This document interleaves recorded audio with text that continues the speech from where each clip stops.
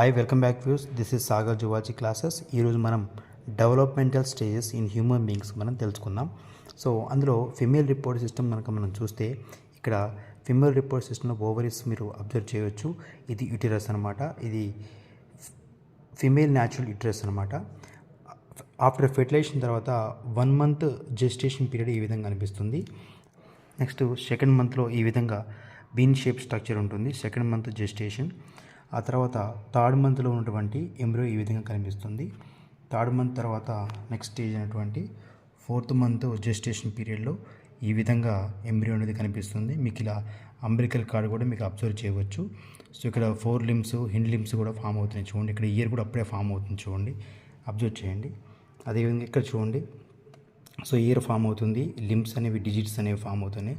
ఇది అంబ్రికల్ card. So మీకు ఇక్కడ అబ్జర్వ్ చేయవచ్చు. So this is the 5th month gestation period. And coming to 6th month stage చూడండి. 6th month స్టేజ్లో embryo అనేది కొద్దిగా ఎన్విలాప్ అవుతుంది, పెరుగుతుంది, గ్రోత్ అవుతుంది చూడండి.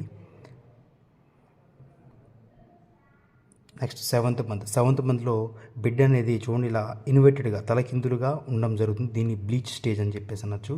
సో చూడండి ఇక్కడ నోసు, ఇయరు, ఇక్కడ టెస్టిస్, లెగ్స్, ఇక చూడండి ఫింగర్స్ అనేవి ఫామ్ అవుతాయని ఇక్కడ అబ్జర్వ్ చేయొచ్చు మీరు.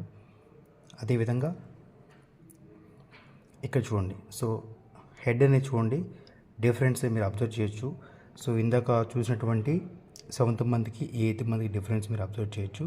సో లెగ్స్ అనేవి ఫామ్ అవుతున్నాయి, హ్యాండ్స్ ఫామ్ అయినాయి. నెక్స్ట్ చూడండి, ఇది 8th month embryo. And 9th month embryo చూడండి పూర్తిగా బిడ్డ ఏర్పడిన తర్వాత మీకు మోడల్ కనిపిస్తుంది చూడండి. సో ఇది 9th month gestation of period.